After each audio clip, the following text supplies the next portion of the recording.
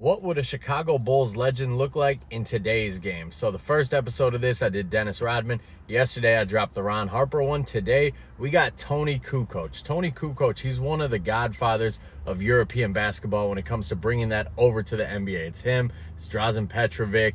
There's a couple other names out there, but he's one of the first guys to really do it, and one of the first guys to see a lot of success, one of the first guys to really make a name for himself. You know, on those Bulls teams, he was a beloved member of that last three-peat. So Toni Kukoc, man, you watch his game, you watch these highlights, and you see a lot of things in his game that you didn't really see in the 90s, things that the Bulls didn't necessarily know how to capitalize on, and it really makes you wonder what he would look like in today's game. When he was with the Bulls, he was kind of relegated to a six-man role. He played more four than he did three. He didn't really get to handle the ball that much. His usage rate wasn't that high because he was playing with Michael Jordan, he was playing with Scottie Pippen, and this was the 90s. The 90s, they weren't looking at a dude like him and saying he can play a lot of point guard, he can play make, he can do a lot of things with the basketball, we should put the ball in his hands more. That's just not how the game was played back then.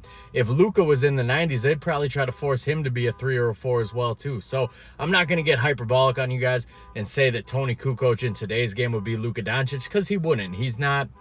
He was never the shot creator, the shot maker that Luka Doncic is. There's a lot of things in Luka's game that I think he took a little bit from Toni Kukoc for sure, but he's a much more evolved version and just an all-around different basketball player than Toni Kukoc. When I look at modern players and who plays the most like Kukoc, I think Kukoc would be a better version of Danilo Gallinari in today's game. I think Kukoc has a little bit of a better handle. I think he's a better playmaker. I think he's a better shooter. I honestly think he's better at almost every area of the game than Gallinari. And Pete Gallinari, you know, with some of those Thunder teams, some of those Nuggets teams, that was still a nice player. That was still an 18, 20 point per game guy. He could shoot the three. He could get to the hoop. He could do a little bit of everything. And Toni Kukoc, he can do all of that as well. And in today's wide open game, you really look at these highlights of him and you just you let your mind wander onto what he could be playing in today's open game. The underrated thing with Toni Kukoc, a lot of people are going to say that with his defense, he would struggle in today's game.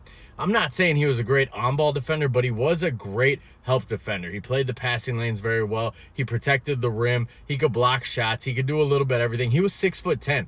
He was 6'10". He was lean. He could get to the hoop. That's what enabled him to play a lot of 3 and a lot of 4. Back then, I listened to a podcast Toni Kukoc was on recently, and he was talking about Indiana gave him matchup problems because he had to play a lot of 4, and he had to go against Dale Davis and Antonio Davis, and those dudes, they were just bruising power forwards of that era.